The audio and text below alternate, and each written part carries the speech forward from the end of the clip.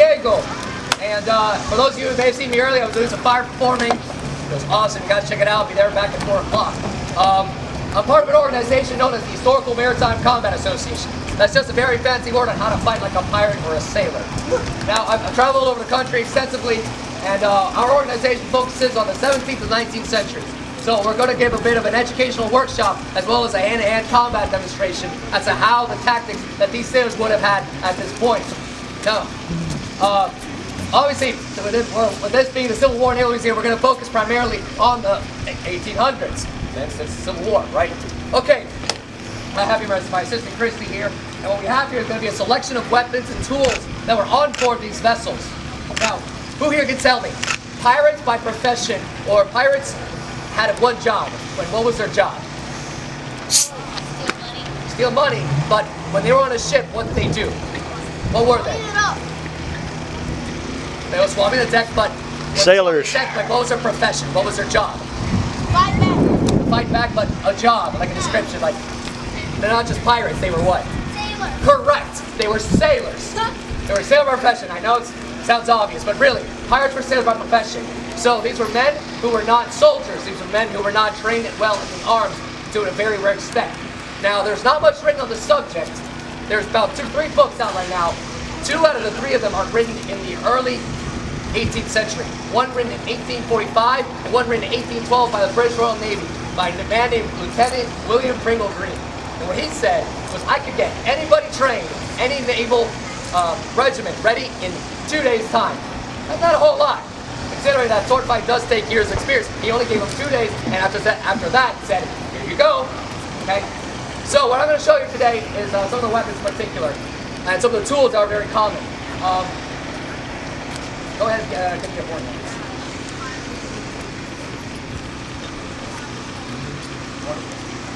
Now this tool that I have here is known as a bit of a boarding axe.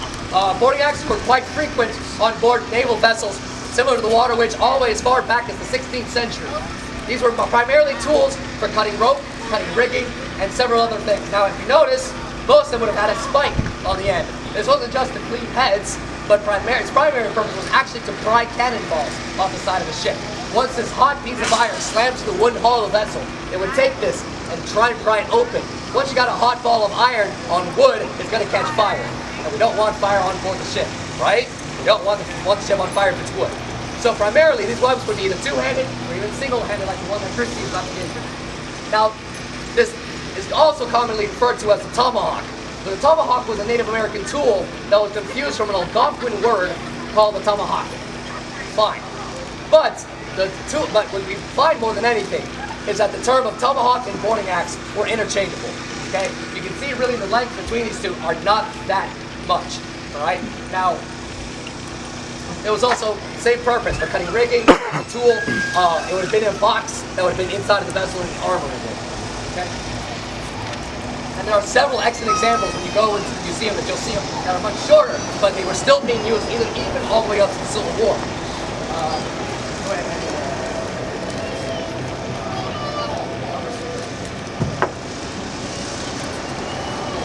Now everybody recognizes this, and I've got in the museum. What is this? A sword, but what kind of sword? Saber! Not a saber. Not a saber. What kind of blade is this? It looks like a saber. It's a cutlass. It's a cutlass. Okay. Now cutlasses themselves actually can go back as far back as the early 17th century. Now these were primarily tools that were easily pounded, easily manufactured, were sent to an assembly line, and were shipped out to the Royal Navy, especially during the time of the golden age of piracy, when it was during the wars in which there were sailors that needed these very quickly, very efficiently. They were crude, they were easy to make, and they were quite crafty. Now if you notice, look how short this is. It's about 2 feet maximum. Why is it so short? Does anybody know? Not a lot of space on ships. Why is it so short? Because it makes it easier to use on a ship. That's right. And why is it so easy to use on a ship if it's so short? That's right. We have very limited space. Because of that, they made these quite short and they made them quite broad. Okay? Very easy to make, and they were easily pounded and manufactured. In particular, there are several designs that you will find in the museum. This is actually a model from 1862 that would have been used. Let's see. No. Don't say 1862. Well, there you go. Okay? Quite short, and what I'm going to show you, this is not going to be what we see in fencing or what we see in Hollywood movies of this stance. Alright? Now, you're not going to see this. Alright? This is not swashbuckling. This is not what you see in Pirates of the Caribbean. What I'm going to show you is a more realistic aspect as to what this thing would have looked like. Alright? After we're done with this demonstration, I'll have you guys actually grab some of these practice weapons that are known as single sticks. Now, these would have actually been very similar. Go ahead and grab the extra weapon. These were actually tools that would have been given to sailors to practice these efficiently without having to give you the actual sharp ones. Okay? In that regard, what we see is that it would have a leather handle and it would be easy to use, and also actually quite light. So to show you on a more realistic aspect,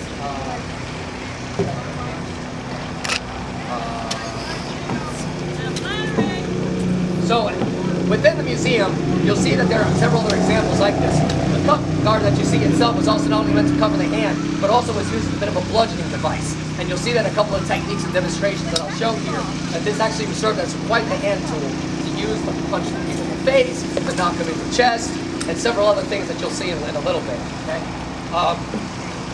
Beautiful. We're actually going to grab another one very similar in that regard, of a different package. So, this is another example, a little bit dirty, but also similar in length. But you'll see a common pattern that they actually are bent with a slight curve. Obviously, the opposite side, which is known as the false edge, wouldn't have been sharpened as much, and you would have had the true edge, which would have been able to actually slice and cut. So, let's agree on the fact that on board a ship, you don't have a lot of room. We've got rigging, we've got rope, we have several things that are in our way, we've got crates, we have other sailors that are in the way. Now, boarding actions would happen. My voice is not going. Boarding actions would happen essentially after the ship would come up midship. Okay? And once the cannons were fired, once the muskets were fired, then it would come on board the ship. Okay?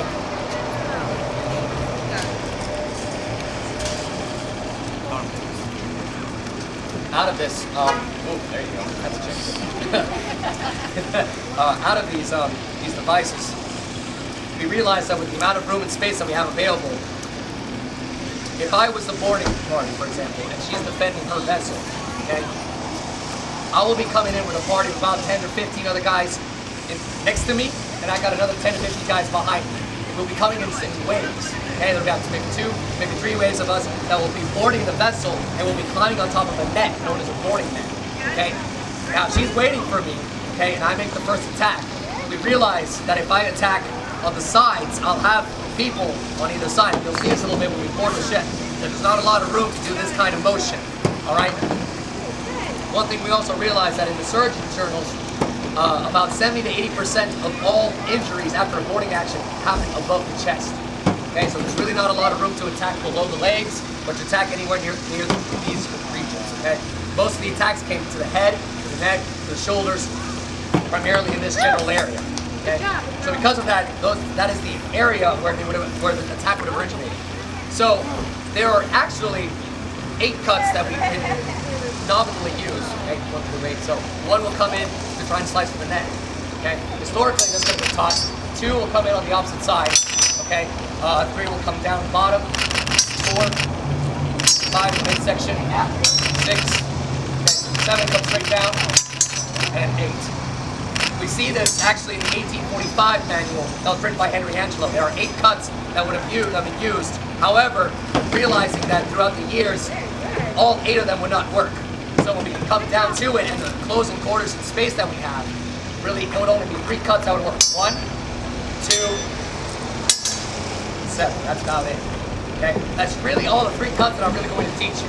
And 3 ways how you can defend it will be easy. So 1 will come in. Obviously you can block this, no problem. Right? 2, you come in on that side. Okay? 3, same here. Alright? That's easy. That I can show anybody in 2 days' time. Right? You cover, you block, no problem. Alright?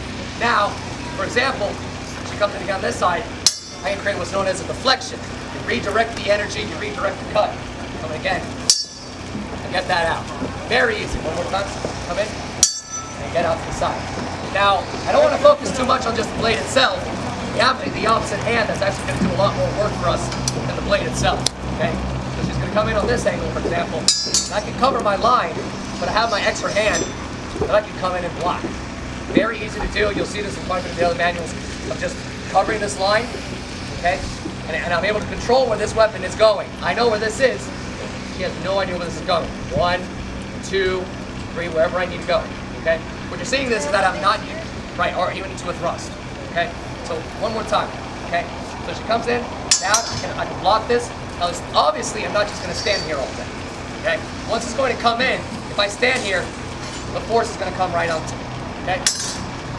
I can cover here, and she can cover that, okay? Or my next option will be to go one of two ways, this way or this way. Let me go this way, okay? Okay.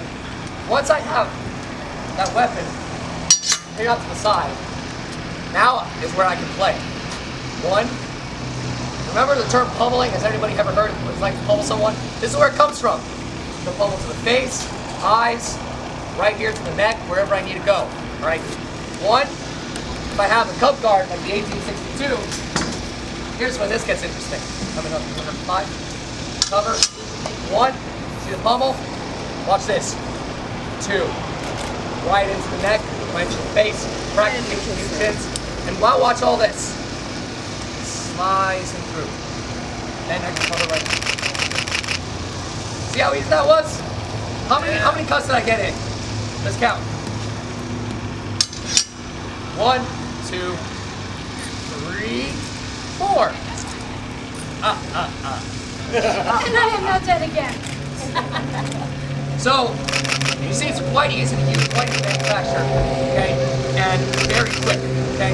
There's no need for me to move back. I'm not going to be fencing, okay? So, okay, let's start for a second. All right? If I got 10 other guys behind me, there is no way I can move back as she comes in, okay? I'm moving on this attack, and move back. There's no room for me to move back, okay?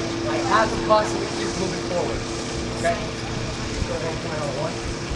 So I have to keep moving forward, move in this direction. And if I'm done here, then I can keep moving. And my objective is actually to get to the other side of the ship. Okay? If she's being taken care of by the next other 10 guys that are coming right behind me, then I can cover to the next line. Okay? Very quick, very easy. You move in, dodging, get out of the way. All right, one more time. Again. Come in. 1, 2, 3. Lock. Going. Okay. So, out of this, that's not to say everybody carry cutlasses. I could use other weapons, I could not.